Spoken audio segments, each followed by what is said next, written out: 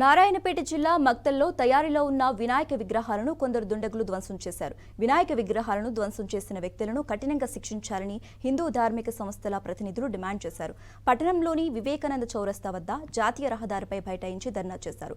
రాస్తారోకో చేసి వాహనాలను అడ్డుకున్నారు.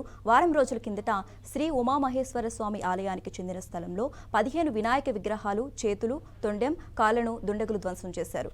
2 రోజుల క్రితం నారాయణపేట రోడ్డు సమీపంలో షెడ్డులో 25 విగ్రహాలను ధ్వంసం చేశారు. ఈ వరుస ఘటనలపై హిందూ ధార్మిక సంస్థలు తీవ్ర ఆగ్రహం వ్యక్తం చేశాయి. విగ్రహాలను ధ్వంసం చేసిన వారిపై కఠిన చర్యలు తీసుకోవాలని డిమాండ్ చేస్తున్నారు.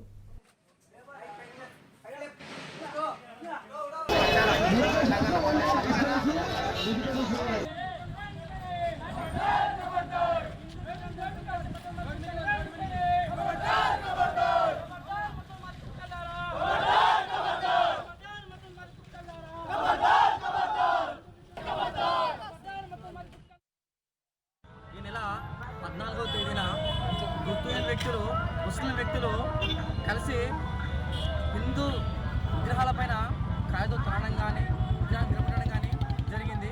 దానికి సంబంధించి మక్తల్ కేసు లోపల కేసు పెట్టడం జరిగింది.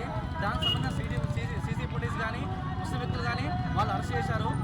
వాళ్ళని ఇంతవరకు ప్రెస్ ముందర ప్రవేశపెట్టలేదు, వారి పేరు తెలియజేయలేదు. మక్తల్ పట్టణంలో ఇంతవరకు హిందూ ముస్లిం బాయ్ అనే విధంగా ఉన్నాము. కానీ ఒక వర్గం సంబంధించిన వ్యక్తులు హిందూ ముస్లింని శత్రువులుగా చూడడము, కొట్టుకునే అల్లర్లు జరిగే విధంగా చూడడం చేస్తున్నారు. మక్తల్ పట్టణంలో ఉన్నటువంటి కొన్ని వినాయక విగ్రహాలను మక్తల్ ప్రాంతంలో నివసిస్తున్నటువంటి కొంత మైనార్టీ సోదరులు చాలామంది కూడా రకరకాలుగా ఆ విగ్రహాలపై దాడులు చేయడం జరిగింది. నారాయణపేటలో ఉన్నటువంటి గౌరవ జిల్లా ఎస్పీ గారిని నేను ఈ యొక్క ప్రెస్ ద్వారా నేను ప్రశ్నిస్తూ ఉన్నా.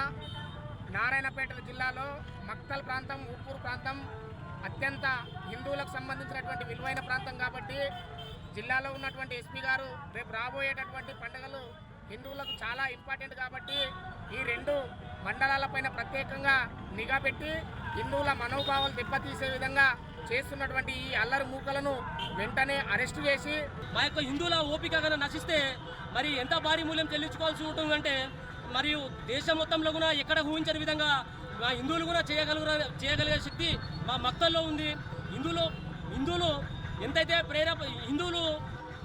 హిందువులు ముస్లింలపై ఎంతో గౌరవంగా ఉన్నారు. మక్తల్లో బాయ్ అనే హిందూ ముస్లిం అనే బాయ్ అనే స్థాయిలో మక్తల్లో ఉన్నారు.